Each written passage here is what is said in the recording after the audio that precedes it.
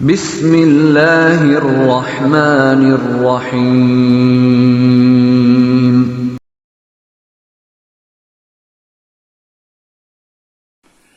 السلام علیکم ورحمۃ اللہ وبرکاتہ۔ الحمد للہ وکفی وسلام علی عبادہ الذین اصطفی، اما بعد۔ قال اللہ تعالی اعوذ باللہ من الشیطان الرجیم، بسم اللہ الرحمن الرحیم، ما جعل علیکم فی الدین من حرج۔ حضرات ناظرین کرام، برادران اسلام، آج کے درس کا موضوع ہے کن لوگوں کو روزہ نہ رکھنے کی اجازت ہے۔ حضرات، اللہ تعالیٰ اپنے بندوں پر بڑا شفیق و مہربان ہے۔ اس نے اپنی رحمت سے انسانوں کو ایسی ہی چیزوں کا مکلف بنایا ہے جسے وہ بآسانی انجام دے سکیں۔ چنانچہ اللہ تعالیٰ کا ارشاد ہے، وما جعل علیکم فی الدین من حرج، اور تم پر دین کے بارے میں کوئی تنگی نہیں ڈالی۔ اللہ تعالیٰ نے فرمایا، یرید اللہ بکم الجسر ولا یرید بکم العسر۔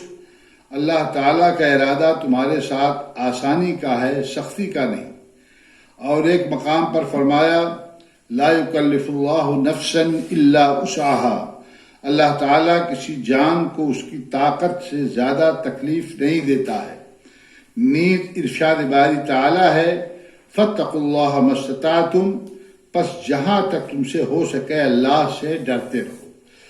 چنانچہ اللہ تعالیٰ نے اپنی مہربانی اور رحمت سے بعض ایسے لوگوں کو رمضان میں روزہ توڑنے کی رخصت دی ہے جن کو کوئی ایسا شرعی عذر لاحق ہو جس کی وجہ سے ان کے لیے روزہ رکھنا دشوار ہو۔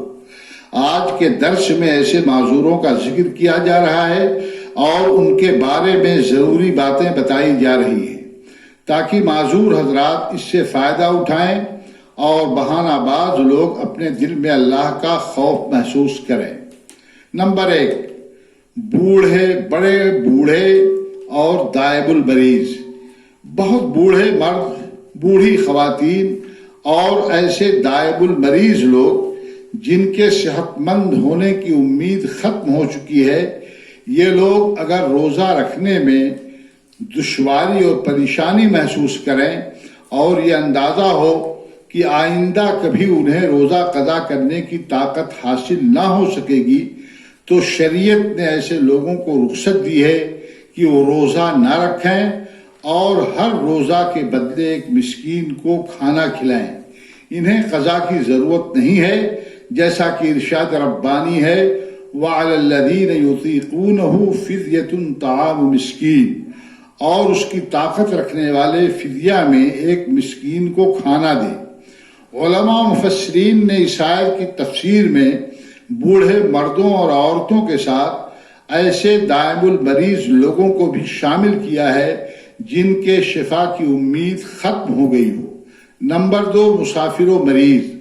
مسافر اور مریض کو بھی شریعت نے اجازت دی ہے کہ وہ رمضان میں بحالت مرض و سفر روزہ افطار کر لیں، یعنی روزہ توڑ دیں، مگر جتنے ایام کے روزے سفر یا بیماری کے سبب چھوٹے ہیں، عذر ختم ہونے پر رمضان بعد ان کی قضا ضروری ہے۔